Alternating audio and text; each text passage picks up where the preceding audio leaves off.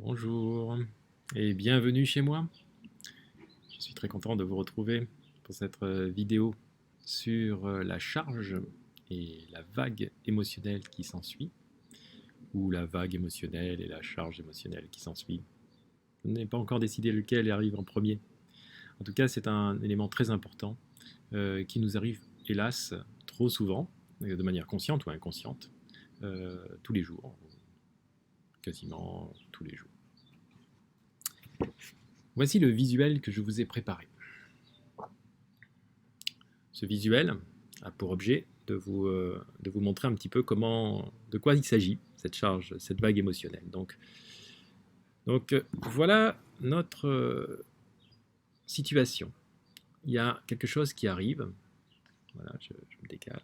Quelque chose qui arrive. Le carton ne va pas dans le bon sens. Une voiture passe, un avion gronde dans le ciel. Et l'horloge se met en marche. Et plein de choses qui pourraient arriver.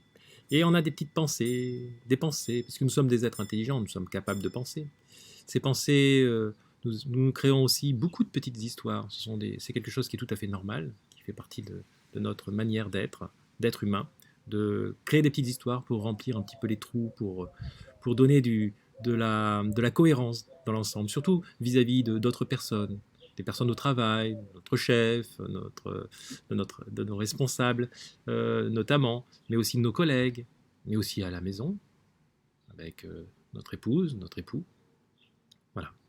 Et de manière inconsciente, il y a aussi quelque chose qui se fait, une correspondance avec un passé douloureux. Ça peut arriver, en tout cas. En tout cas, il y a beaucoup de choses qui peuvent se passer. Et en tout cas, dans le cas d'une correspondance avec un passé douloureux, s'ensuit un ressenti physique qui déclenche en fait une émotion qui est stockée, comme je vous disais, dans notre corps.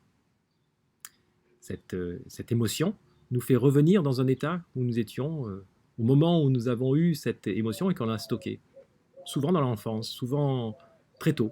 Et elle va prendre possession de nous. Il va y avoir cette charge émotionnelle qui va remonter à la surface et qui va prendre possession de nous, qui va prendre possession de l'adulte que nous sommes.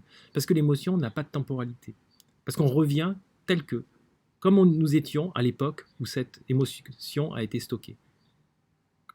Combien de fois, quand nous avons une colère, nous n'arrivons plus à nous exprimer? Combien de fois? Combien de fois nous perdons les mots, nous n'arrivons plus à avoir un raisonnement ou une pensée cohérente, en tout cas des choses cohérentes à dire. Voilà ce qu'est la vague émotionnelle.